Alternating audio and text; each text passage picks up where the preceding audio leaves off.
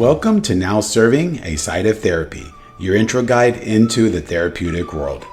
Together, we'll explore various aspects around how to show up for ourselves and others by tending to our own mental and emotional well-being. I'm your host, Dalton Huckabee, a licensed marriage and family therapist, and I'm grateful you've joined me. I don't know if Anna told you, but my neighbor who helped me learn how to use some of the software programs to put this together, they actually knew each other. Your neighbor and Anna? And my neighbor and Anna knew What? each other from, I forget which state. Connecticut? Connecticut. Yeah, Yeah, yeah, yeah. Yeah, that's because I sent crazy. him a clip to try and fix something. And he's like, I can't fix it, but I also know her. Like So that then I Anna told Anna, tripped she's like, out. no way. She was flipping out. Yeah. Wild. That the world is just blowing my mind how small it is. It's insane. We just funded one of our a school, and someone was like, "Oh, I know you, and you funded my school with the shirts or whatever." Not Oh, funded, I but saw that post supportive. just right before. Yeah, Yeah. yeah. I was like, "Oh, it's so sweet." So super awesome. It's just cool seeing the small world that we are. It's so fun. Uh-huh. I Yeah. always think, and Anna was of the same mind too, right? Where it's like, well, it's just like a sign that we're meant to be where we are, right? Yeah, It's like, exactly. It really is. It's very encouraging and it's just uplifting. all right. So, welcome to this week's episode of Now Serving, a Site of Therapy, a client's intro guide into the therapeutic world. And today we are joined with Rowan Izzo, who is an executive administrator at Izzo Marriage and Family Therapy. She's been with Izzo for nearly 4 years, started as a referral specialist, and now oversees the entire referral process and admin operations. If you've ever reached out to Izzo looking for a therapist, there's a good chance that Rowan has helped guide you through finding the right fit. And so today we're going to talk about the importance of finding the right fit with the client therapist and a little bit behind the scenes of what it's like working at this level in a growing clinic. Because your team is one of the first, they're the first people that clients speak with whenever they're seeking to establish services. Mm-hmm. Very much so. Yeah, we're the first face that they get to talk to and coming into Izone. So it's pretty exciting to be able to be that first person for them, very much. And so I'm just curious, like, how can you explain a little bit about the team that you work with? Like, how many people and like what are their roles and such?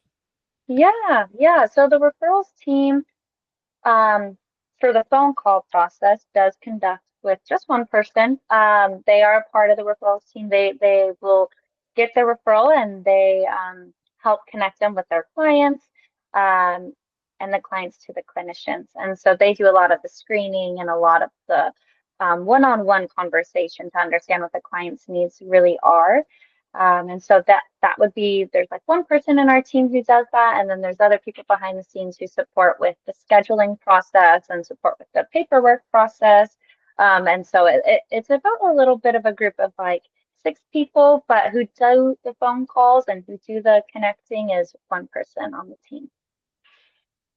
Okay, and so um, if I'm a new client that well, if I'm coming to Izzo for services through my HPSM insurance, I would have already contacted Access for a referral before I reached out to the Izzo team to schedule. If I'm a private pay client, then I'm just contacting you directly, right? But what are some things that if I'm a brand new client and I'm reaching out to you to and your team to make an appointment with the therapist, like, can you just go through like what are some of the questions that someone might be asked?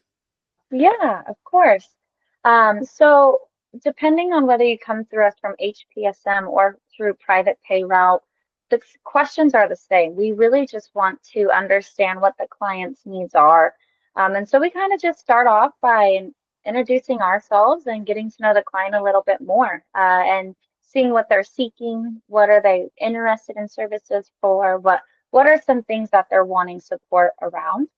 And then from there, we go about finding the best schedule for them, helping them understand us understand what schedule they're looking for throughout the week to have these appointments, whether that's early in the morning, late at night, weekdays, weekends.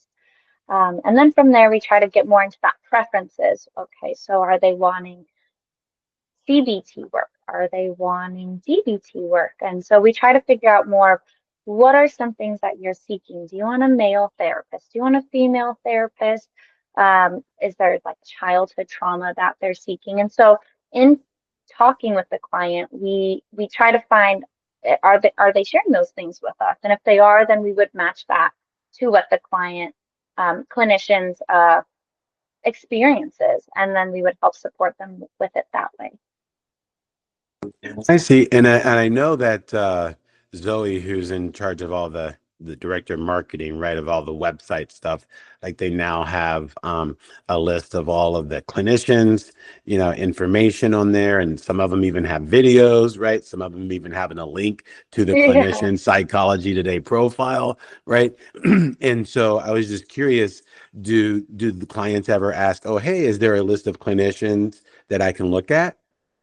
Yeah, and so I find that one kind of fun for me and the client together to do, because if there's a client who is very open to being with whoever, then okay, we would place them with that clinician. If we have a client who wants to kind of see more of what we offer, more people, connect with more clinicians prior setting up that first initial appointment, we would go through the website together. And so with their needs, I kind of filter out what clinicians might be a good fit. And then we would dive into, okay, let's look at these three clinicians. Let's go look at their website. Let's read that website together. Let's see if that's something that speaks to you. If yes, cool. If not, let's read the next one. And we do that together. If they don't have time on the phone call, that's okay. What we would also do is just send an email to them with the clinician's link to the website, link to the video, their name. And so then that way they can kind of start to see who this clinician is on their own time if they're not available during the phone call. And then from there, we could better match them and help them also get like a 15-minute consult with the clinician too, if they're interested in doing that before their first session. And so we can also help the client and the clinician set that up together too, to even make sure we're getting them the best match for that initial appointment. That sounds really hands-on, like the fact that you will actually spend the time to go over the clinician's profile information with the potential client seeking services. Like that's Yeah. amazing. Yeah. It's fun because it in the beginning I didn't when I first started at Izzo, I didn't know all the clinicians, and so it really was helping me get to know the clinicians more. But then it became fun because it helped me know, okay, this clinician would be perfect for this client. And then also seeing the way the client responds to the clinician's webpage. Like, oh wow, I really loved how they did Jeopardy one time. Oh, I love that they play the piano. Me too, And so finding those little things that speak to the client is fun. And then that's like, okay, cool, here we go. Let's get that started for them. Yeah, so they might even already start to feel a connect, right? You Right. kind of even just getting that initial information, because it can be Yeah. really scary when, any of us, right, who might be seeking services, or looking for that fit, with the therapist, and Hmm. it's like, what are they going to be like, and it's because there's so many questions. So, Yeah. yeah. Kind of scary. It can be daunting, to you've never done it before. It can be scary and a hard step to do, but reassuring the client, like, hey, I understand that this might have taken a lot of courage for you, or did take a lot of courage for you to take this step here. Like, thank you for doing that. Thank you for being so vulnerable with me and sharing your story with me on what brought you here. Because it's important to really let the client know, like, we are here for them. They're not a number to us. We're here for them to serve them. And so we want to make sure the client feels that and knows that just off of the first conversation. Even though we're not the therapist, we want them to know we're here for them too. Absolutely. I was getting goosebumps because when you talked about, one, acknowledging, like, it's a strength of theirs, the fact that they have actually made it this far. Two, pick up Yeah. the phone and initiate services. Like Yeah. definitely that's a something important to acknowledge. Hmm. Hmm. And so I was like to expand on that important note as well. Like on an average day, like how many calls or inquiries or is your team fielding? Yeah. So there's seasons, there's busy seasons, there's slow seasons. During the slow seasons, like summer, maybe Christmas time, winter break, um, we see maybe 2 to 5 a day of new clients coming in from the insurance company. When we're in that busy school season, everybody's looking for services around August. We tend to see about 10 to 15 new clients come in. And then on top of that, we're calling the clients who we haven't been able to make placements for yet. So we're connecting with them. We sometimes also have clients reach out to us just through website or through Psychology Today or something. And so it can range on our normal to busy season between 15 to 25 new people in a day. It just depends on that season that we're in. Yeah, that's a lot of it's a lot of calls to to coordinate, right? And especially the amount of time that you spend with each one, right? Just Yeah. to make sure that they feel comfortable in getting set up with services. Yeah. Yeah.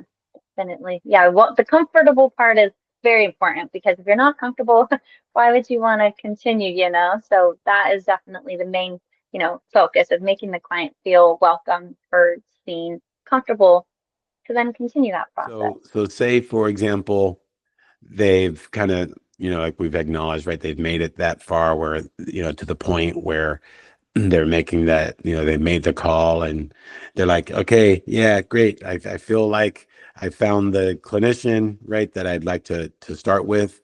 Um, what is what's is there anything else that you can think of that the client could expect in that first call? Yeah, yeah. I'm glad you asked. So there's a lot of detail that goes into that initial phone call or that screening phone call. So not only are we trying to get to know the client more, find their appointment, we also collect a lot of information from them. Uh, and I feel bad because they already do it for HPSM if they already went through the referral process. And so they have to repeat a lot of it. And so I let them know I understand that, but we want it on our end too, because we don't have a lot from what HPSM sends us.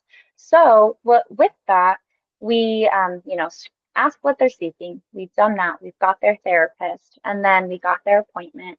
And then it goes into understanding, okay, if it's a client, are you the only guardian?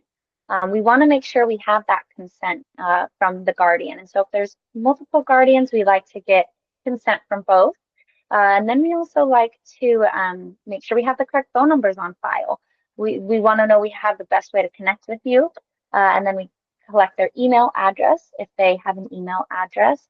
And if not, that's okay. We can send consent forms through DocuSign, hard copy, and if they're an adult doing sessions, they can do verbal consent. Um, and then I also like to collect their physical address in case of emergency purposes, in case we need to ever send support to them. And then with that, we also like to go over the process on what the next steps to expect moving forward. So they will be getting a text from the referrals team about their appointment, their day, their time. We let them know about their clinician, their contacts, their clinician's contact. Um, and we also send them the like, hey, just so you know, you're going to be receiving a 72-hour link to your email. It is a 72-hour link, so you will have to make sure you reach that in time. If not, no worries, we'll resend it for you. But once you click on that link, you'll have to put in your phone number, the client's date of birth. And so the number on file and the client's date of birth. And then from there, you can log in and access your portal. So we kind of walk them through that portal process of what that would look like. Once you get into that portal, what do you see? Well, on the right left-hand side, there's a little like icon dash that will show like your profile, your clinician, your appointments, your documents. And so go check out those documents. Those are your consent forms. Those do need to be completed before that first session. Oh, and that reminds me, first thing in the phone call, we always go over consent forms first thing. We want to make sure that the policies and the consent forms are okay for the client. Do they work for the client? And so we really want to make sure we go over those first. Do they have any questions, any concerns? And then from there, that's then where we get to know the client a little bit more. And then that's where we dive into that appointment process and then collecting that personal information so we can create their profile to have those appointments.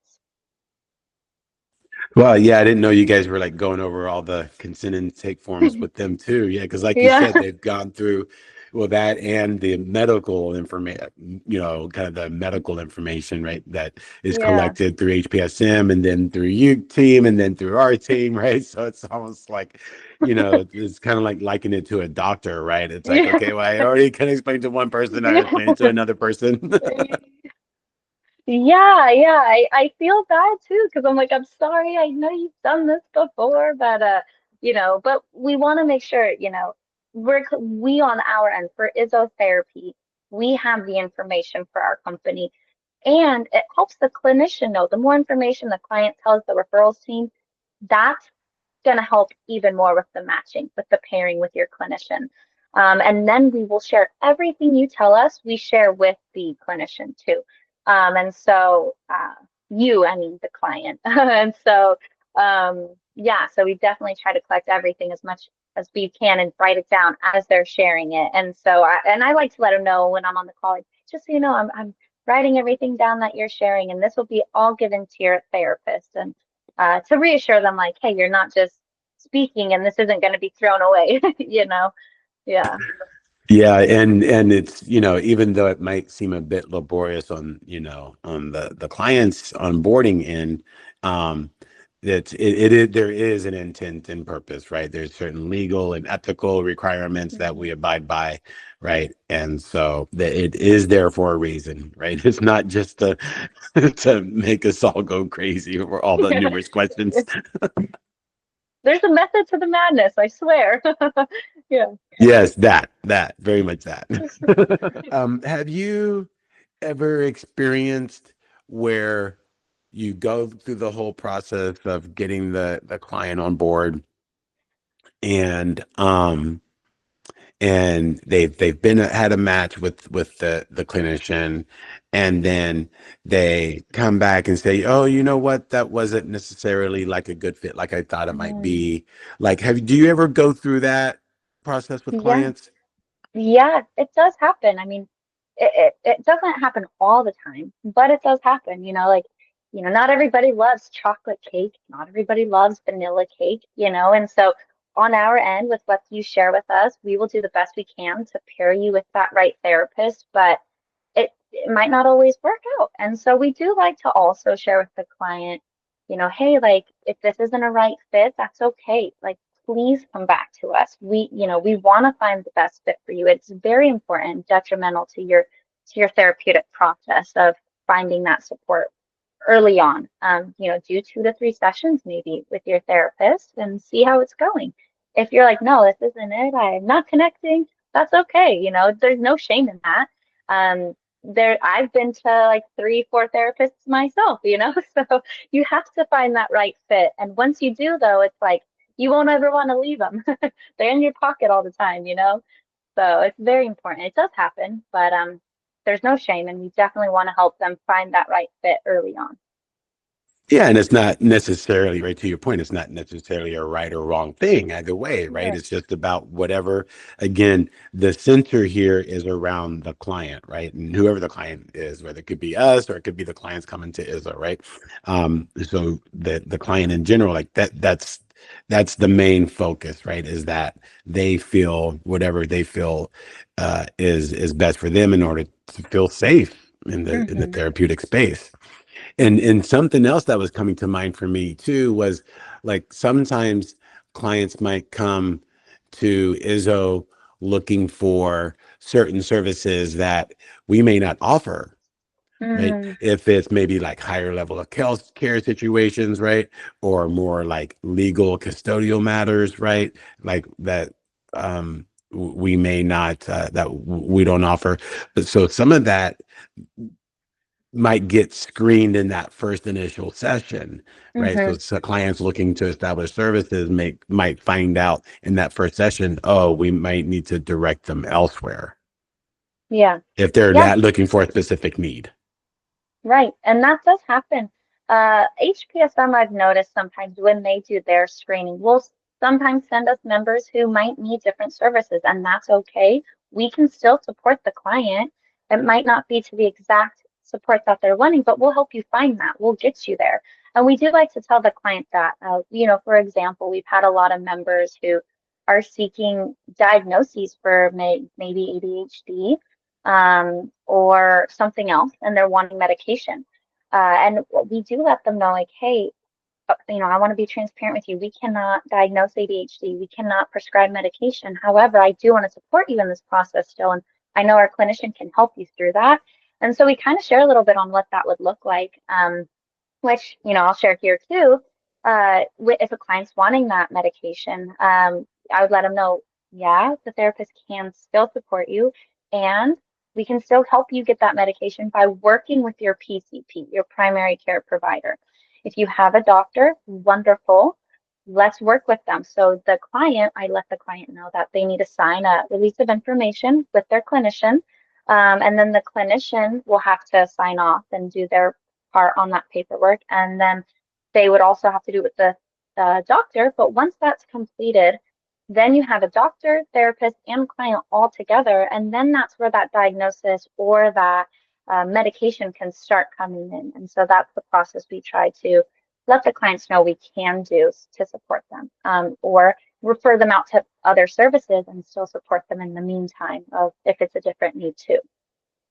Yeah, see, I'm glad we're talking about this, right? Because if a client's coming in for a specific, I just want the diagnosis and the prescription, right? The medication. And we, if that's what they're specifically looking for and they're not looking for therapy services out beyond that, Hmm. right? That's one story. But oftentimes we, clinicians are able to support them in other ways that, hey, maybe they hadn't thought about before. So yes, maybe they're coming in for the specific diagnosis and or medication, right?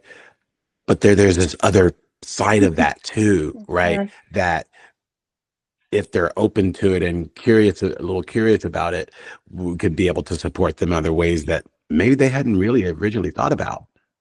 Yeah, yeah, and that's kind of cool because, that has happened in the past where clients come in strictly for medication, and then in that process they find, you know what? Well, maybe I will stay a little bit longer. I kind of like this person I'm talking to. Izzo has a strong focus in working with children and Hmm. families, right? And so, have you happened to notice any challenges in working with children and families around having the family system establish services for children, like within like the mental health system? Like, have you come across any of that before? Very much. Yeah, it definitely I've seen families, children struggling to find services. It's really sad. By the time we get a referral, they've been sent to us by HPSM. We respond to them within 24 hours. The moment HPSM sends it to us, we no later than 24 hours, unless weekends, of course. But um, we'll get on the phone with the client and they're like, I've been waiting for services for 4 months, for 6 months, for a year for in-person services. And it just breaks my heart because it's like, well, we have services here for, like let's get you on the calendar now. But it's just really sad to see, these families, these people who are seeking help, seeking support in the system, and they just have not been able to find that soon at all, find that. In other locations, or they've searched in other locations before they come to Izzo? Is that what you're saying? Yeah. They don't specify where they've been looking before, but before they even get to Izzo, because we haven't had them in our system for more than 24 hours. But out there with them looking, they've been maybe 4 months, 6 months, a year to just get in-person services. They're like, yeah, I'm on a wait list at this clinic. I'm on a wait list at this clinic, like, and I just can't get services for my child. And it's really sad to see that they're not able to get it quicker for, because it's so important to help the children early on as quick and possible as we can. And yeah, definitely have seen it happen, unfortunately. Interesting. Huh. And I know that, like you said earlier, you have like, oh, your team has a wait list of clients that you'll reach back out to if they haven't had a chance to connect with services yet. And so is there currently like, is there a wait time for in-person services at Izzo currently? Do you know? Yeah, there is a little bit of a wait list at Izzo for specific things. We have availability in person currently. We have a lot of spots open right now for in-person services, but there are some clients who have a very specific need on maybe a weekend early morning, or maybe a Spanish-speaking therapist early morning, or maybe at 8:30 at night, or Wednesday at 8:30. We have a Tuesday at 7 p.m., but they're not able to do it. So there are those specific needs that clients are seeking that unfortunately at this time we can't provide for them, but we do try to encourage that virtual session for them because we have so much availability virtually, and it can be just as supportive, and you can get the same amount of treatment virtually as you can in person. And so we do try to really encourage that if the client is open to that. If not, okay, that's completely understandable. We want to make sure we're finding them that best fit. So we would definitely continue seeking that, Wednesday at 8:30 p.m. for them until we get that opening, and reach out if something else opens up too. Do we have clinicians who are seeing eight clients at 8:30 at night? Um, there's some clinicians who go 7:30 to 8:30 with the clients. So it is there. We had a clinician doing like a 8 to 9 p.m. appointment as well. So it happens. You never know. Wow. Huh. It's pretty amazing. Yeah. Yeah, we have another clinician too. They're like, I'm willing to see someone at 6 a.m., at 7 a.m. And I'm like, my brain's not turned on then. That's those early birds for you, man. Yeah, I need my coffee first. A little personal question for you, right?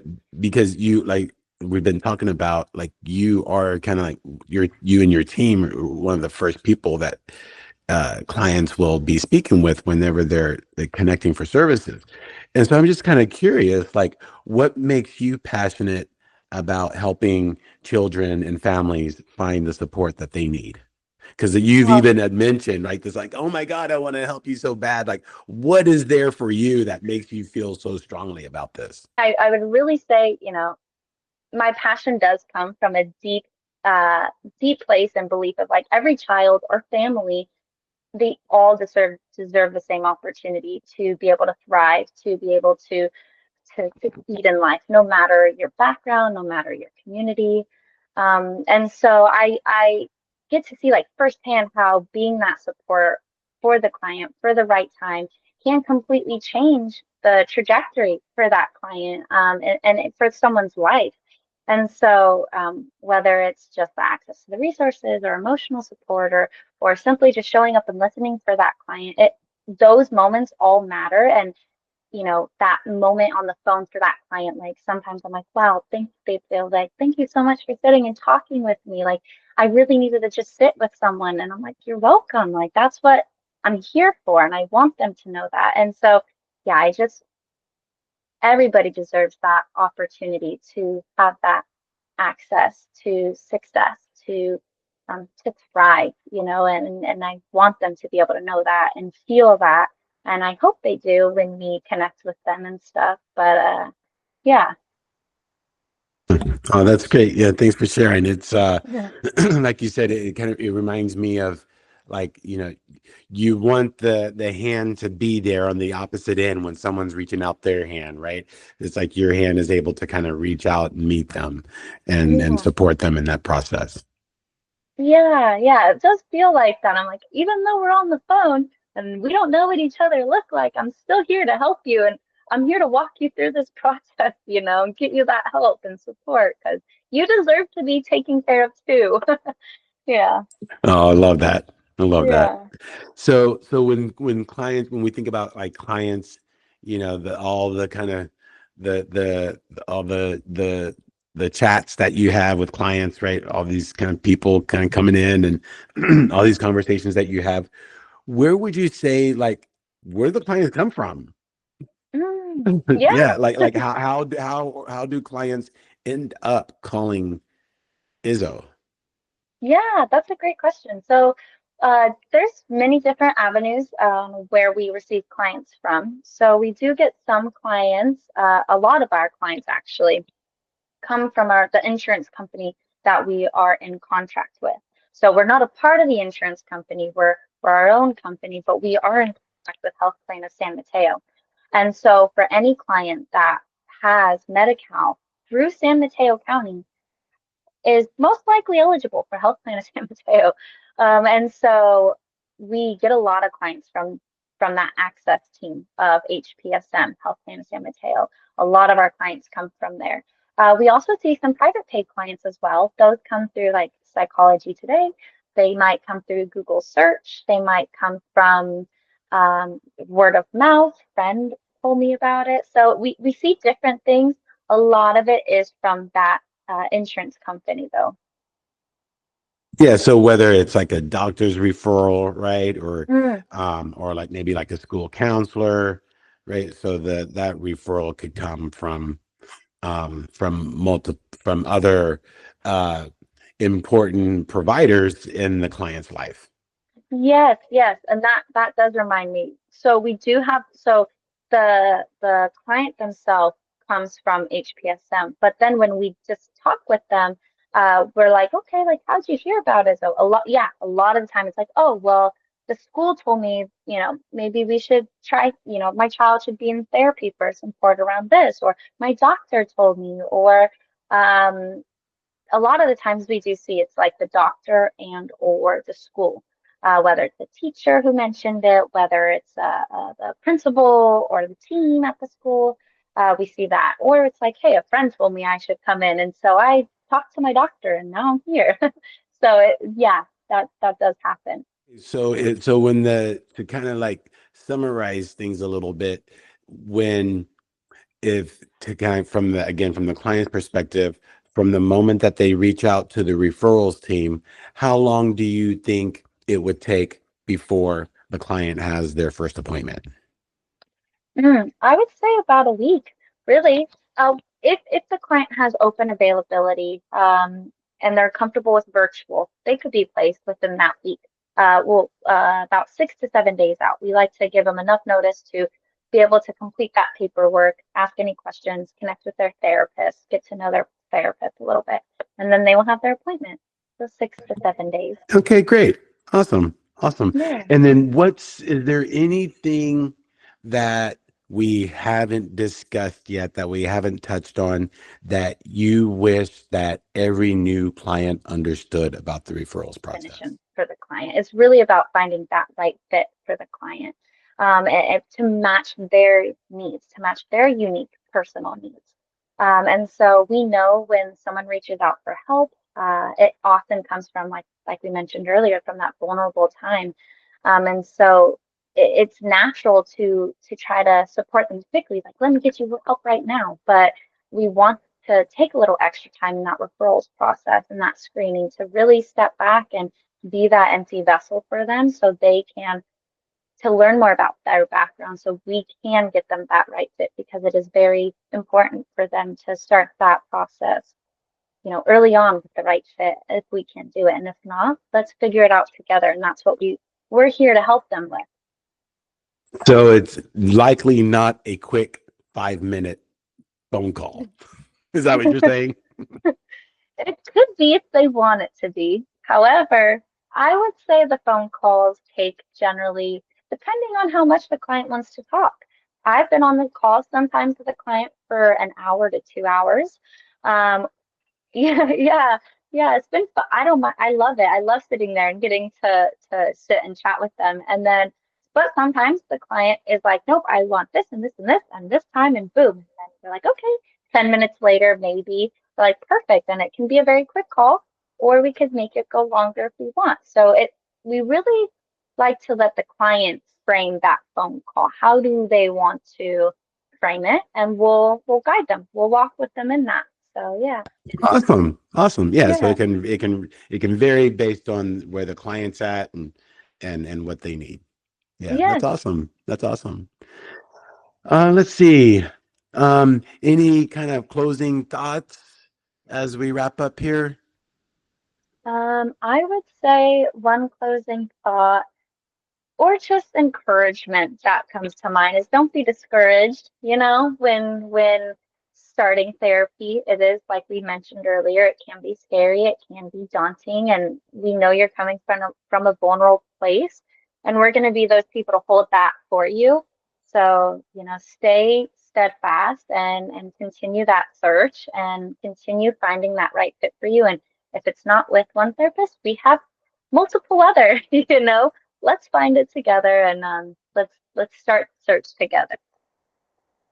Awesome. Yeah. So, really want to kind of take the opportunity too to kind of thank you and the referrals team for Oh, all that upfront work that you do with getting the client acclimated, right? Getting them situated on board, explaining everything to them, helping them feel comfortable, and trying to yeah. find the right fit with the clinician. So it's a huge effort, and that does not go unnoticed, right, on the clinician's end. So we Oh, appreciate all your work as well. oh, thank you. Yeah, we're very grateful. We're very grateful and humble to do it. It's very encouraging and uplifting for us. So we love it. Well, thanks for joining today's episode. I really appreciate you coming to chat today. And yeah, who knows? Maybe we'll have you on a future episode. You never know. Yeah, well, thank you, Dalton. We love you. We love your clinician team, and we're very grateful for you all. And we can't wait to continue this journey together. Thanks for tuning in this week. Be sure to check out our next episode as we continue to explore more elements of your therapeutic journey.